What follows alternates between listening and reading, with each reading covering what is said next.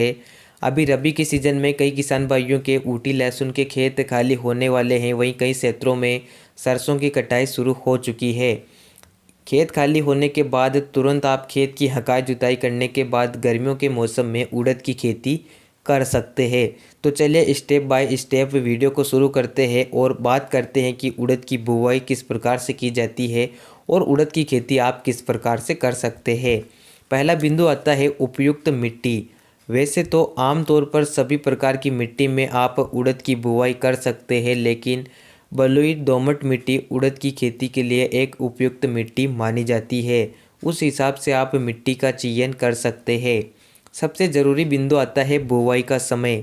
अगर आप गर्मियों के मौसम में उड़द की बुवाई कर रहे हैं तो उड़द की बुवाई का सबसे उपयुक्त समय फरवरी एंड यानी कि फरवरी के अंतिम सप्ताह से मार्च के महीने तक आप उड़द की बुवाई कंप्लीट कर लीजिए। न तो आपको ज़्यादा अगेती बुवाई करना है और न ही ज़्यादा पचेती।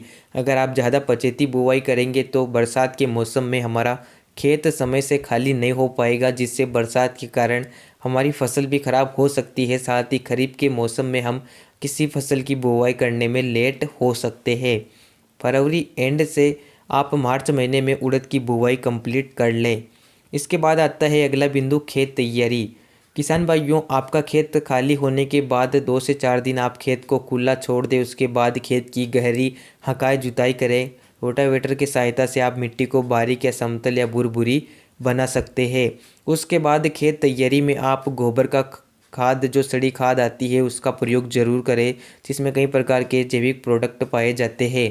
रासायनिक खादों की बात करें तो 1 एकड़ में आपको 2 कट्टे एसएसपी यानी कि सिंगल सुपर फास्फेट, उड़द एक दलहनी फसल है जिसमें सल्फर की बहुत ज़्यादा आवश्यकता भी होती है, तो आप 2 कट्टे एसएसपी सिंगल सुपर फास्फेट ले लीजिए। इसी के साथ आप 20 किलोग्राम पोटास ले लीजिए और खेत में छिड़क कर आप उड़द की खेती कर सकते हैं। किसान भाइयों, बुवाई में हम नाइट्रोजन नहीं दे रहे हैं, नाइट्रोजन की पूर्ति हम बाद में कर सकते हैं। इसके बाद अगला बिंदु आता है बुवाई की विधि।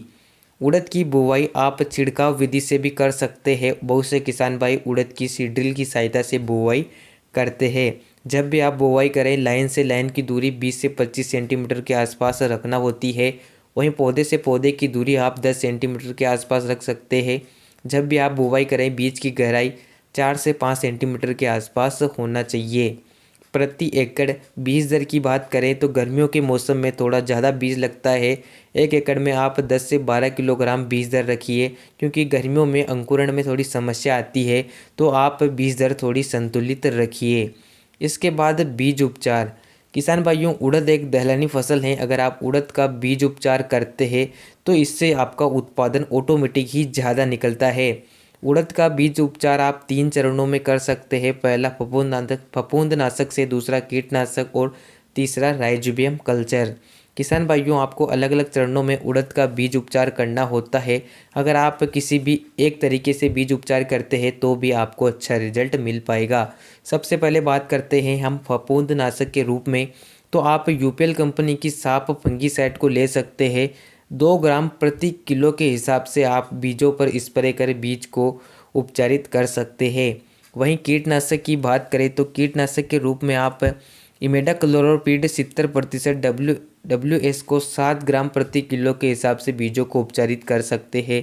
वहीं राइजोबियम कल्चर की बात करें तो इफ्को के राइजोबियम कल्चर से 50 ml आप राइजोबियम कल्चर ले सकते हैं। उसी के साथ आप 50 ग्राम गुड़ को आपको अच्छे से पानी में मिलाना है। उससे आप 10 किलोग्राम तक बीजों को उपचारित कर सकते हैं। अलग अलग चरणों में आप उड़द का बीज उपचार कर सकते हैं। बीज उपचार करने के बाद बीजों को आपको छांव में सुखा देना है। उन्नत किस्मों की बात करें तो किसान भाइयों, उड़द की अलग अलग क्षेत्रों में कई प्रकार की वेराइटियां उपलब्ध है। जो भी किस्में आपके क्षेत्र में प्रचलित है, उन्हीं किस्मों का आप सबसे पहले चयन करें। कुछ उन्नत वेराइटियां हैं जिनको भी आप लगा सकते हैं, जैसे कि LBG 752, बसंत बहार, PDU 1, इंदिरा उर्द प्रथम, प्रताप उर्द, शेखर 2, PU 31 आदि। किसान भाइयों, ये उड़द की कुछ प्रमुख वेराइटियां हैं। आपके क्षेत्र में जो किस्में प्रचलित है उन्हीं का आप चयन करें। इसके बाद अगला बिंदु आता है सिंचाई प्रबंधन। किसान भाइयों, उड़द की खेती में सिंचाई काफ़ी कम करनी होती है, जैसा कि गर्मियों के मौसम में अत्यधिक गर्मी होती है, जिस कारण उड़द की फसल में 4 से 5 सिंचाई की आवश्यकता होती है। पहली सिंचाई आप बुवाई के समय कर सकते हैं, उसके 15 से 20 दिन के आसपास आप उसमें दूसरी सिंचाई कर सकते हैं। उसके बाद आप 10 से 15 दिन के अंतराल में उड़द की फसल में सिंचाई करते रहे। अगर आपके क्षेत्र में तापमान ज़्यादा है तो आप उड़द की फसल में जल्दी जल्दी सिंचाई भी कर सकते हैं। इसके बाद अगला बिंदु आता है खरपतवार नियंत्रण। किसान भाइयों, उड़द की फसल में खरपतवार भी उगाते हैं। खरपतवार नियंत्रण के लिए आप 2 बार फसल की निराई गुड़ाई करें, जिससे खरपतवार को आप खुरपे की सहायता से भी नियंत्रित कर सकते हैं। वहीं रासायनिक तरीके से आप इमेजाथाई पर 10% एसएल को 300 ml 1 एकड़ में छिड़काव कर भी उड़द की खेती से खरपतवार को नियंत्रित कर सकते हैं। लेकिन बेहतर रहेगा कि आप निराई गुड़ाई के सहारे उड़द के खेत से खरपतवार को नियंत्रित करें। गर्मियों के मौसम में आप कम क्षेत्र में अगर उड़द की बुवाई करते हैं तो आप आसानी से निराई गुड़ाई के सहारे खरपतवार को नियंत्रित कर सकते हैं। खाद उर्वरकों की बात करें तो उड़द की फसल में ज़्यादा खाद उर्वरकों की आवश्यकता नहीं होती है। अगर बुवाई के समय आप संतुलित खाद उर्वरक दे देते हैं तो बाद में पौधे को ज़्यादा खादों की आवश्यकता नहीं होती है। बुवाई के समय हमारे खेत में नाइट्रोजन की कमी है, क्योंकि हमने नाइट्रोजन का प्रयोग नहीं किया था। तो पहले खाद के रूप में जब हमारी फसल 20 से 25 दिन के आसपास हो जाती है, इस समय हमें फसल की निराई गुड़ाई करना है। उसके बाद हम जब भी सिंचाई करें तो 1 एकड़ में लगभग 30 से 35 किलोग्राम आपको यूरिया लेना है। इसी के साथ आपको 8 से 10 किलोग्राम सागरिका दानेदार को लेना है और अपनी उड़द की फसल में डाल देना है। उसके बाद आप सिंचाई कर सकते हैं। इसके अलावा उड़द में ज़्यादा खादों की आवश्यकता नहीं होती है, क्योंकि मात्र 60 से 65 दिन में हमारी जो उड़द है वो पककर तैयार हो जाती है। इसके बाद अगला और आखिरी बिंदु आता है कीट एवं उनकी रोकथाम। उड़द की फसल में कई प्रकार की बीमारियां भी लगती है, जैसे कि उड़द में पीला मोजेक वायरस, पत्तों पर फंगस लगना, पत्तों पर धब्बे होना, छोटी छोटी इल्लियों का अटैक होना आदि प्रकार की बीमारियां उड़द की फसल में देखी जाती है। सबसे पहले बात करते हैं हम पीला मोजेक वायरस के बारे में। उड़द के पत्तों पर सफ़ेद मक्खी लग जाती है। सफ़ेद मक्खी लगातार पत्तों का रस चूसती रहती है, जिससे उड़द में पीला मोजेक वायरस फैलने लगता है। अगर आपके खेत में वायरस का अटैक हो जाता है तो आप तुरंत उन पौधों को उखाड़ कर बाहर फेंक सकते हैं, और अगर यह बीमारी पूरे खेत में फैल जाती है तो आपको तुरंत रासायनिक दवाइयों का प्रयोग कर लेना चाहिए। सफ़ेद मक्खी लगातार रस चूसती रहती है। सफ़ेद मक्खी को कंट्रोल करने के लिए आप एसिटामेप्रिड 20% एसपी को 150 से 200 ग्राम प्रति एकड़ की दर से छिड़काव कर सकते हैं। इसके स्थान पर आप डाइफेंथ्यूरोन 50% डब्ल्यूपी को 200 से 250 ग्राम प्रति एकड़ की दर से छिड़काव भी कर सकते हैं। इसके अलावा उड़द की फसल में फंगस जनित रोग लगते हैं, जिससे पत्ते पर धब्बे बनना शुरू हो जाते हैं, शाखाएं काली पड़ना शुरू हो जाती है, उड़द की पत्तियां सड़ने लगती है। फंगस जनित रोगों की रोकथाम के लिए आप कार्बेंडाजिम प्लस मैंगोजिब के कॉम्बिनेशन के रूप में यूपीएल कंपनी की साफ फंगीसाइड का 300 ग्राम 1 एकड़ में छिड़काव भी कर सकते हैं।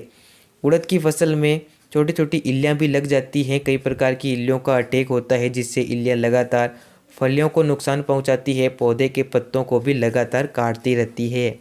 आपकी फसल में अगर इल्लियों का कम अटैक है या प्रारंभिक स्टेज है तो आप प्रोपेनोसाइपर का प्रयोग भी कर सकते हैं 250 ml 1 एकड़ में, जो कि आपको प्रोपेक्स सुपर में मिल जाता है। इसके अलावा इमामेक्टिन बेंजोएट 5% एसजी का प्रयोग भी आप 80 से 100 ग्राम 1 एकड़ में प्रयोग कर सकते हैं।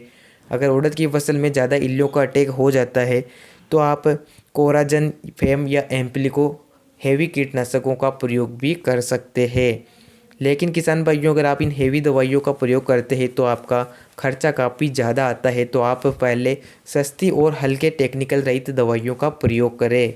तो इस प्रकार से आप उड़द की खेती कर सकते हैं। इस वीडियो में आपको उड़द की बुवाई से कटाई तक की संपूर्ण जानकारी दी गई है। किन किन बातों का ध्यान रखना होता है, कौन सा खाद डालना चाहिए, कौन सी बीमारियां लगती है और किस प्रकार से आप उड़द की खेती कर सकते हैं। तो किसान भाइयों, उम्मीद करता हूं जानकारी आपको पसंद आई होगी। वीडियो को लाइक और अधिक से अधिक शेयर जरूर करें। मिलते हैं नई वीडियो में। धन्यवाद। जय किसान।